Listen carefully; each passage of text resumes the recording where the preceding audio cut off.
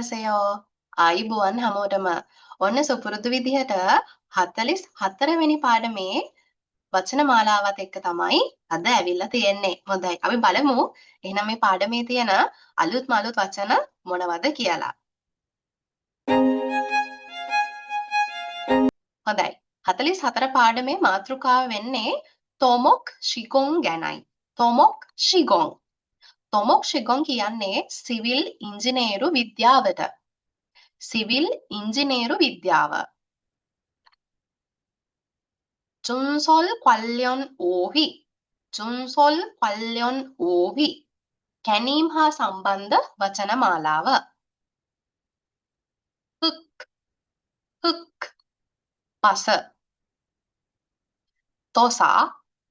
තොසා පොළව සහ වැලි එහෙම නැත්නම් මඩ. 침전물 රොන් මඩ. 수로 වාරි මාර්ග. 준설하다 මඩ කනිනවා කැනීම් කරනවා. සයිදා අඩුක් කරනවා නැත්නම් ගොඩ ගසනවා. පොනේදා කනිනවා හාරනවා. 제거하다 සමානයි ක්‍රෝනේදා. 제거하다 ක්‍රෝනේදා ඉවත් කරනවා.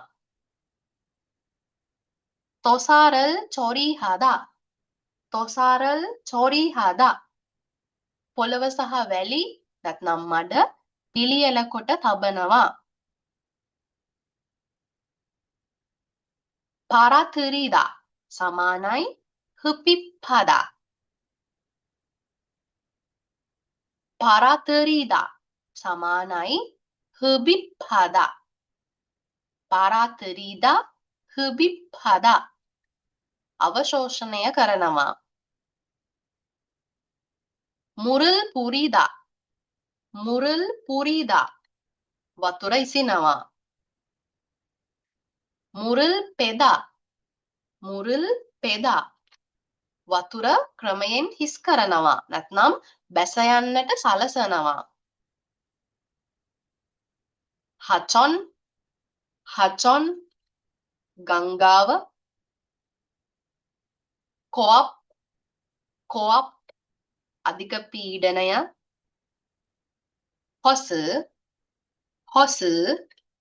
හොස් එක.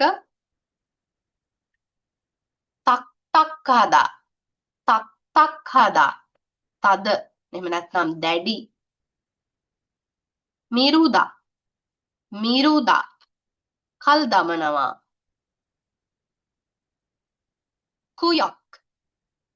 කුයක් ප්‍රදේශය කලාපය. නනුදා බෙදනවා.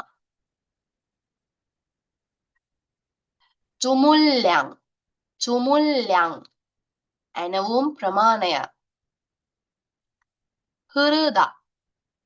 හෘදා ගලා යනවා. ඔසෝ ඉක්මනින්. ක්දොංගන් අතරතුර කාලයේදී.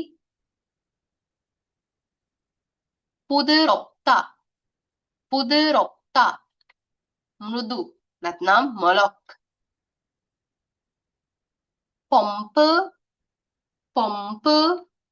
පොම්පය. කුත්තා තද කරනවා දැඩි කරනවා. ඊළඟ වචන මාලාව සංහසුදෝ ශිගොන් 관련 오휘. සංහසුදෝ ශිගොන් 관련 오휘. ජල සැපයුම සහ මලාප වහන ඉදිකිරීම සම්බන්ධ වචන මාලාව. තංගල්පදා ඒකට කියනවා තොපාගි කියලා. තංගල්පදා බිම කනිනවා නැත්නම් හාරනවා. ක්වනල් පෙච්චි හදා. ක්වනල් පෙච්චි හදා. පයිප්ප අටවනවා. ක්වනල් යොන්ගොල් හදා. ක්වනල් යොන්ගොල් හදා. පයිප්ප සම්බන්ධ කරනවා. චෙවුදා. චෙවුදා. අඩු තැනක් හෝ හිඟ තැනක් පුරවනවා. මෙවුදා. මෙවුදා. හිස් තැනක් හෝ බඳුනක් වගේ දෙයක් පුරවනවා. තජීදා. තජීදා. තද කරනවා. හිර කරනවා. හල්ගල් කක්තා. හල්ගල් කක්තා. ඒකට චොල්තෝ කියලත් කියනවා. පස් කපනවා. හල්ගල් සත්තා. හල්ගල් සත්තා. ඒකට සොන්තෝ කියලත් කියනවා. පස් අසුරනවා. නැත්තම් ගොඩ ගහනවා.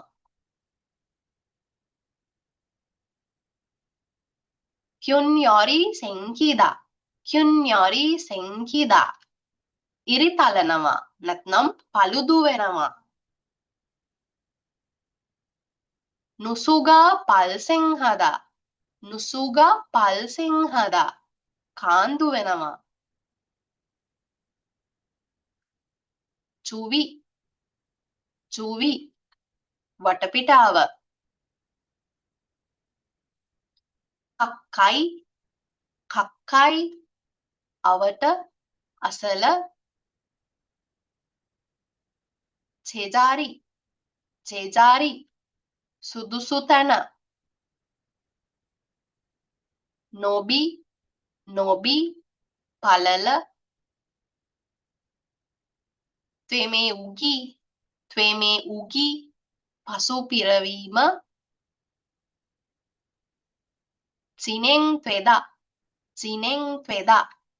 දියුණු වෙනවා. හෙන්දරෙම්පෝ. හෙන්දරෙමෝ. හෙන්දරෙමෝ.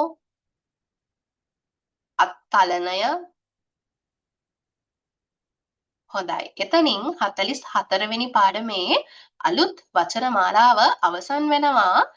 වචන හොඳින් පාඩම් කරගන්න. අපි ඊළඟ වීඩියෝ එකේදී එහෙනම් 45 වෙනි පාඩමේ වචන මාලාවත් එක්ක නැවත මුණ ගැහෙමු.